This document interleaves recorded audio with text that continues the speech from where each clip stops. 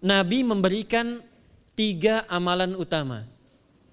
Saya akan bacakan dengan cepat 3 amalan utama yang dikuatkan oleh beliau kepada para sahabat sebelum tiba Ramadan dan sampai sekarang menjadi kurikulum Ramadan Nabi.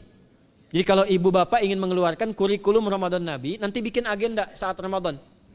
Ya, supaya nggak pusing nanti. Kalau masuk hari pertama apa yang dikerjakan, hari kedua apa yang dikerjakan, subuh apa, siang apa, sore apa.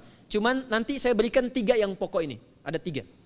1, meningkatkan sholat.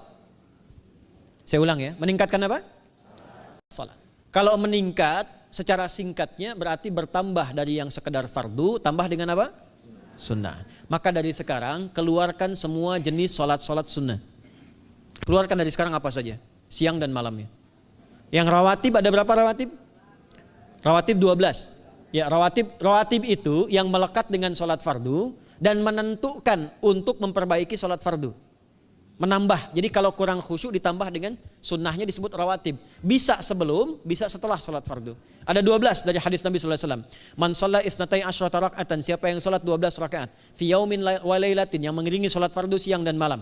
Ya, bunyalahu bihinna baitun fil jannah, maka akan dibangunkan baginya satu rumah di surga kalau konsisten menunaikan 12 itu sampai meninggal dunia. Sahabat yang mendengar itu mengatakan kompak semuanya, sejak mendengar hadis itu kami usahakan istiqomah sampai meninggal tidak meninggalkannya. 12 itu 2 sebelum subuh, cepat. 4 sebelum zuhur, 2 setelah zuhur, 2 setelah maghrib, 2 setelah isya.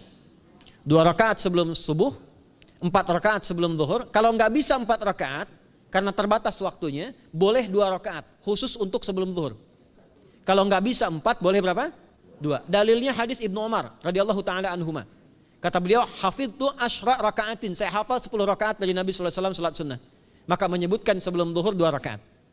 Baik, jadi 12 ya, 2 sebelum subuh, 4 sebelum zuhur, 2 setelah zuhur, 2 setelah maghrib, 2 setelah isya. Ini yang disebut dengan rawatib. Jamak dari kata ratib. Di luar ini mutlak.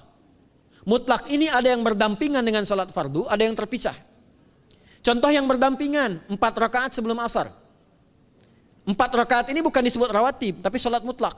Cuma waktunya berdampingan dengan salat fardu. Jadi dia nggak memengaruhi salat fardu, cuma punya keutamaan sendiri. Apa keutamaannya? Hadis Ibnu Umar radhiyallahu taala anhuma, ketika beliau menyampaikan qala Nabi sallallahu alaihi wasallam rahimallahu ra'an shalla qabla al-asri arba'an. Allah akan menambahkan rahmat pada orang yang terbiasa salat 4 rakaat sunnah sebelum salat asar. Jelas ya? Baik. Kemudian apalagi setelah itu? Salat di antara 2 adzan dan 2 adzan ini, adzan dan